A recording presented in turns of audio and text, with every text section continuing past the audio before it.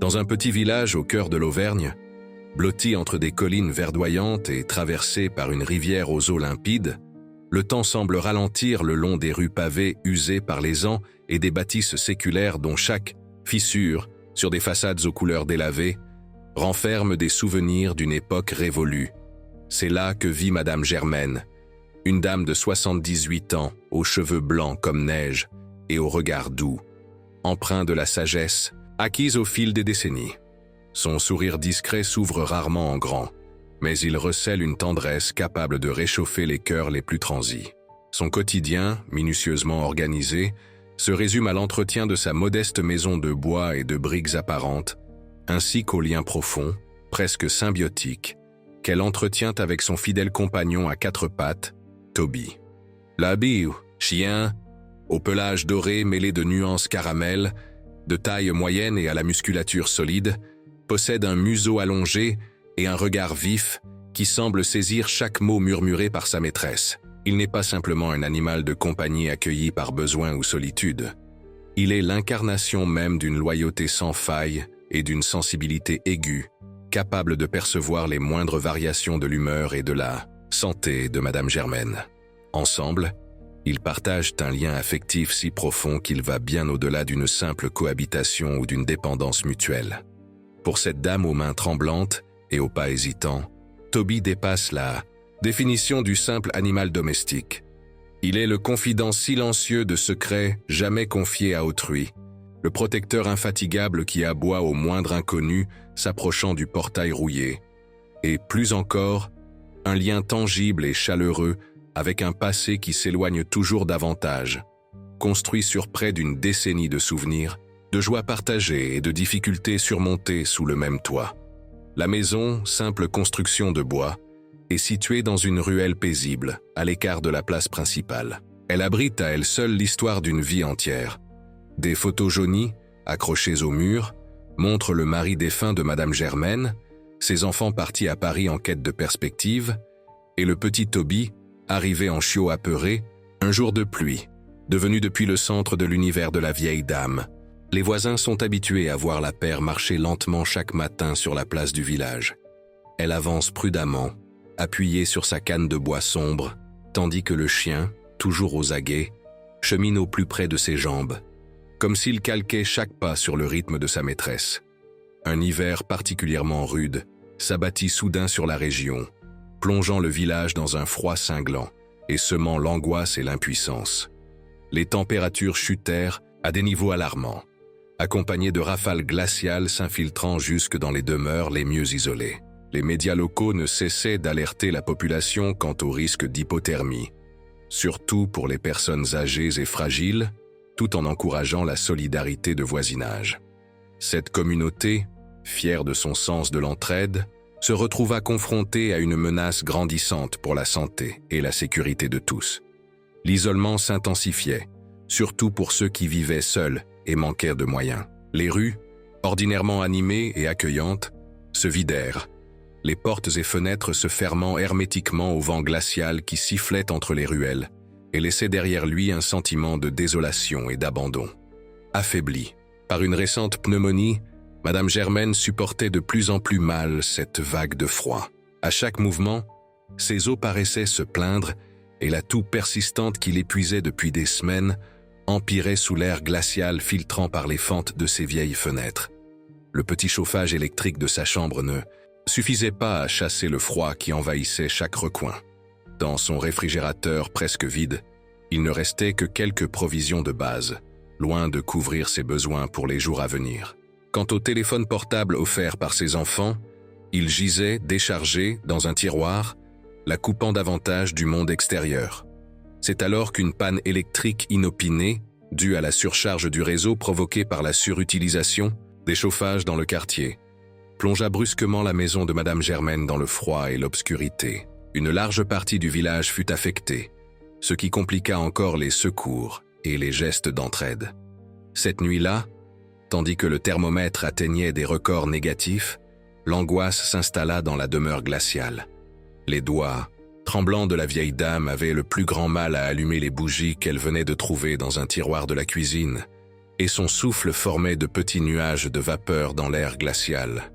Effrayée à l'idée de ne pas survivre à l'avancée de l'hiver, elle enroula son corps fragile dans toutes les couvertures à portée de main, sentant ses forces l'abandonner à mesure que les heures défilaient. Le vent, s'engouffrant par les moindres interstices, hurlait telle une bête enragée et amenait avec lui quelques flocons de neige s'accumulant sur le rebord des fenêtres, offrant un spectacle aussi beau que terrifiant. Le vieux thermomètre suspendu dans le salon indiquait des températures négatives inhabituelles pour cette région, et les prévisions annonçaient un pire à venir dans la nuit. Privée de chauffage, de moyens de communication et de ressources suffisantes, la vulnérabilité de Madame Germaine augmentait avec chaque minute. C'est face à cette situation critique que Toby révéla l'instinct protecteur qui le caractérisait, fort de sa sensibilité à saisir les émotions humaines. Habituellement couché au pied du lit, il se mit à manifester une agitation inhabituelle, tournant en rond dans la chambre, reniflant l'air et poussant de petits gémissements, comme s'il percevait l'imminence du danger.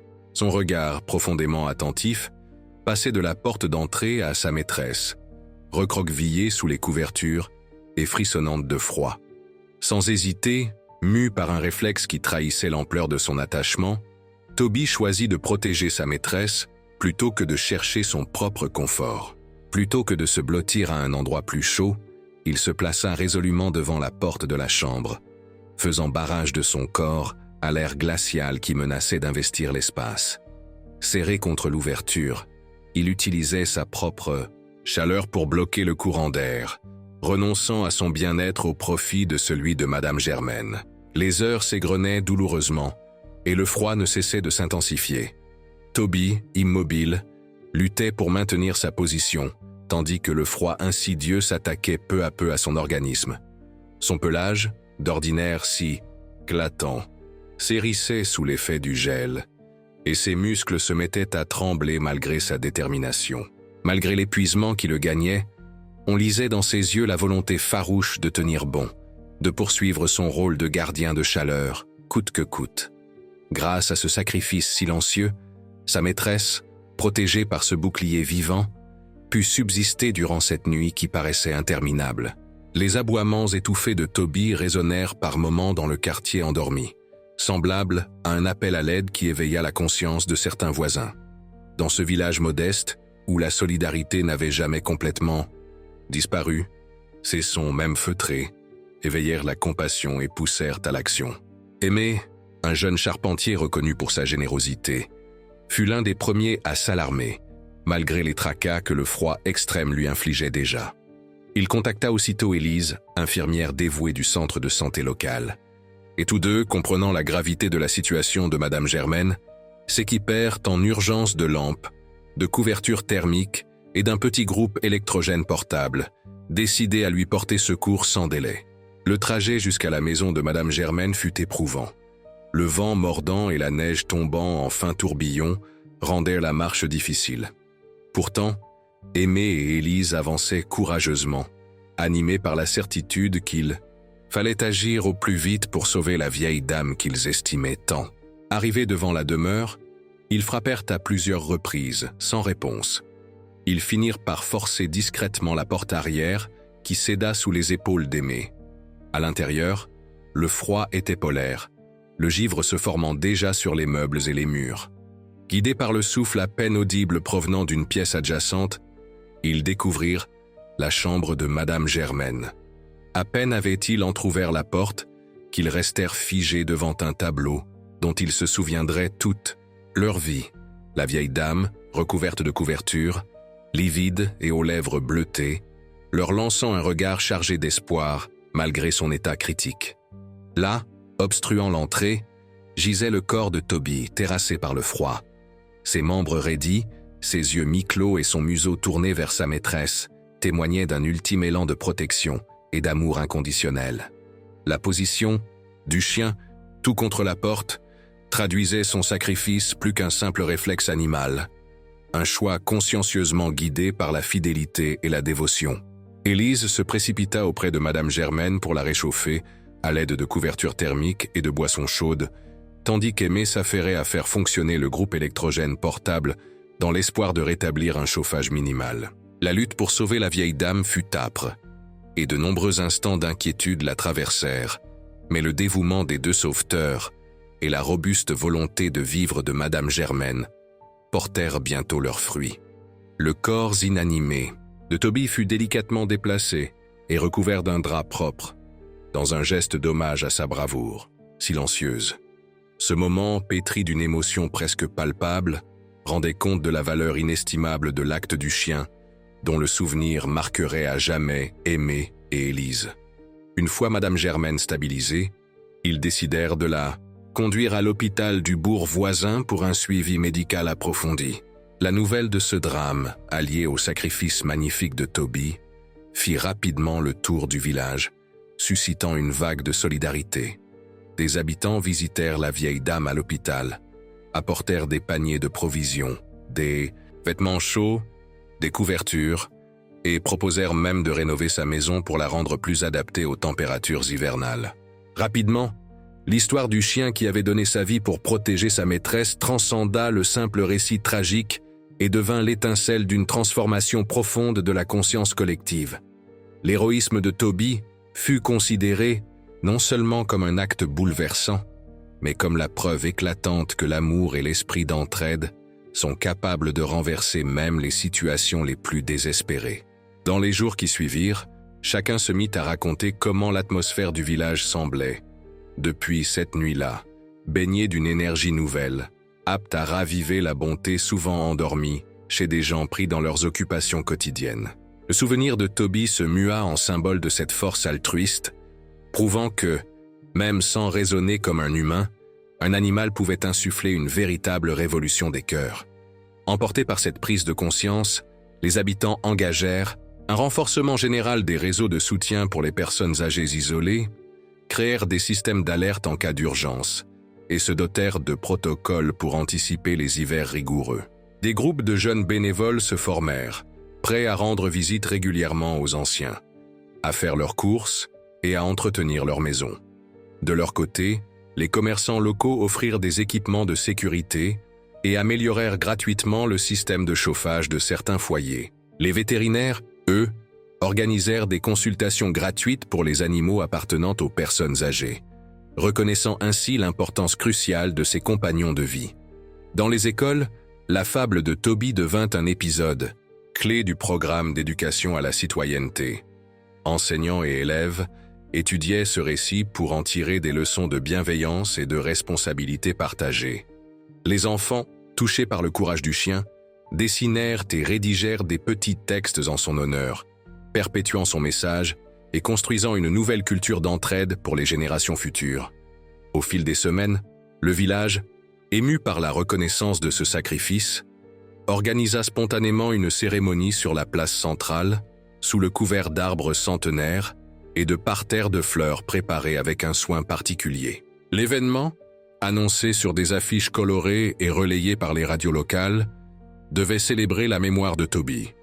Il rassembla non seulement les habitants, endimanchés et fiers de rendre hommage à ce héros à quatre pattes, mais aussi la famille de Madame Germaine, venue de loin après avoir entendu parler de l'histoire, ainsi que des inconnus touchés par les reportages diffusés dans la presse régionale ou à la télévision.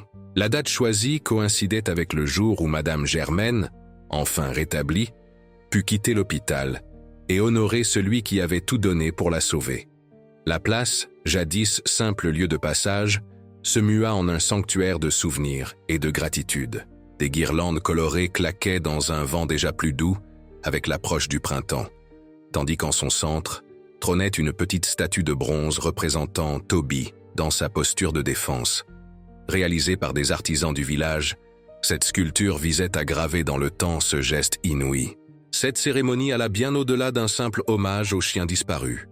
Elle donna l'élan à une refonte en profondeur des priorités de la communauté, désormais encore plus sensibilisée aux liens familiaux et au sort des plus vulnérables. Entre les interventions émouvantes des responsables locaux, les chants d'un chœur d'enfants exaltant l'amour et la protection, et les témoignages de villageois ayant été personnellement inspirés par l'exemple de Toby pour transformer leur mode de vie, L'émotion était vive. Ébranlée par la perte irréparable de son compagnon, mais portée par l'affection et l'assistance inébranlable de la communauté, Madame Germaine trouva dans sa peine la motivation d'innover et de se dépasser. Plutôt que de se refermer sur son chagrin, elle décida de s'investir pleinement dans une mission d'entraide et de soutien aux plus démunis, incarnant peu à peu une figure de résilience dont la présence inspirait profondément ceux qui l'entouraient. Avec le soutien de bénévoles et de dons, elle transforma sa maison, rénovée et sécurisée, en un lieu d'accueil pour les personnes âgées. Solitaire, on y partageait repas, récits et compagnie, luttant efficacement contre la solitude qui avait failli lui coûter la vie. Dans le petit jardin à l'arrière, où autrefois ne poussait que de la terre dure, un mémorial dédié, Toby voyait désormais fleurir toutes sortes de plantes colorées, agrémentées d'un banc de bois sur lequel elle prenait plaisir à se recueillir, repensant aux instants inoubliables vécus avec son chien. L'écho du sacrifice de Toby résonna bien au-delà de ce seul foyer, alimentant une force nouvelle d'entraide et de créativité. Poètes, conteurs et artistes de tout horizon se mirent à composer, dessiner ou sculpter sa bravoure, saisissant l'essence de ce moment où l'amour pur et la fidélité avaient triomphé du désespoir. Chansons et mélodies virent le jour, célébrant à la fois la tristesse d'une perte et la joie que la renaissance collective avait suscitée. Les œuvres produites touchaient un large public, même ceux qui n'avaient jamais rencontré Toby, ni Madame Germaine, mais se sentaient transfigurés à l'écoute de cette histoire bouleversante. Parmi ces élans de solidarité naquit un refuge pour animaux errants, baptisé le foyer de Toby, où chiens et chats abandonnés étaient recueillis et préparés à l'adoption, en priorité auprès de seniors vivant seuls. Le projet, d'abord modeste, gagna rapidement en notoriété et reçut le soutien de structures plus importantes, devenant un exemple de la façon dont la protection des animaux peut se combiner à l'assistance sociale.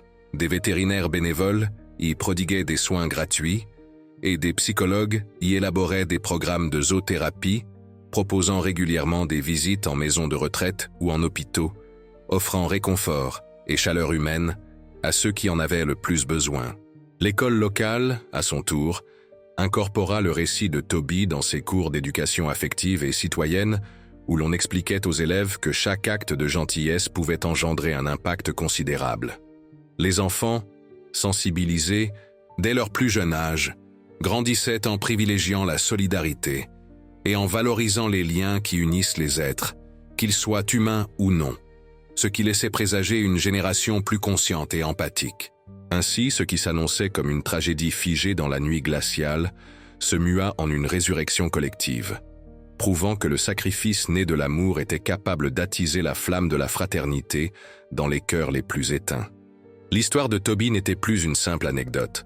Elle constituait désormais la source d'une conviction partagée selon laquelle, même dans les ténèbres, la bonté, lorsqu'elle se révèle, a le pouvoir d'allumer une lueur d'espérance. À partir de ce jour, le souvenir de Toby, relaté de foyer en foyer, se transmit avec ferveur. Il suffisait qu'arrive l'hiver et que le vent glacial se mette à souffler sur les toitures pour que chacun se souvienne de cet acte de courage. Les habitants se tenaient alors prêts à vérifier que leurs voisins, surtout les plus âgés, ne manquaient de rien, ravivant en permanence la leçon puisée en cette nuit fatidique. Madame Germaine, bien que toujours profondément éprouvée par l'absence de son compagnon fidèle, puisait un réconfort dans les répercussions inaltérables de l'histoire qu'ils avaient écrite ensemble. Chaque visite d'un bénévole chez un aîné isolé, chaque adoption d'un chat ou d'un chien au foyer de Toby, chaque geste empli de compassion dans le village était autant de preuves que l'âme généreuse de son cher ami à quatre pattes continuait de rayonner. Et quand le calme enveloppait le village dans la quiétude de la nuit, quand le murmure des conversations laissait place au chant discret des grillons et au souffle léger du vent dans les arbres, Madame Germaine s'installait dans le jardin, désormais foisonnant de sa demeure, sur la chaise à bascule qu'Aimé avait confectionnée pour elle. Enveloppée d'un châle de laine tissé par les femmes de l'atelier associatif, elle levait les yeux vers le firmament, constellé de milliers d'étoiles, et elle pouvait presque sentir la présence de Toby à ses côtés. Elle revoyait sa truffe humide se poser contre sa main ridée, devinait son souffle s'unir à la brise nocturne comme si aucune frontière, fût-elle celle de la mort, ne parvenait à briser la force d'un amour si pur et inconditionnel. Dans ces instants de communion intime, elle fermait les yeux, la gorge serrée non par le froid mais par l'émotion, et murmurait un remerciement porté par le vent. « Merci, mon fidèle ami. Ton amour continue d'éclairer ma route et celle de tous ceux qui ont été touchés par ton histoire. » Elle en était convaincue, par-delà tout raisonnement logique, que son message, tel une prière, atteindrait cet esprit noble qui n'avait pas simplement sauvé sa vie, mais aussi réanimé l'âme tout entière d'un village, en rétablissant des liens et en ravivant cette étincelle de compassion que la routine et l'individualisme avaient lentement étouffée. Et c'est ainsi, dans cette boucle sans fin de renouveau, initiée par le courage d'une créature que beaucoup qualifieraient d'irrationnelle, que le village poursuivit sa route, à ça, jamais transformé par une leçon qui, au plus profond, montrait que la véritable rationalité réside peut-être dans la faculté d'aimer sans compter, de protéger spontanément et de se sacrifier quand il le faut, sans calcul, sans attente, de retour ni regret. Le legs de Toby ne prit alors nullement la forme d'un triste souvenir, mais plutôt celle d'un phare éblouissant, qui continuerait de briller à travers les générations dans les tempêtes inévitables de la vie, prouvant à tous que, même dans la plus épaisse obscurité, l'amour authentique trouve toujours le moyen d'éclore.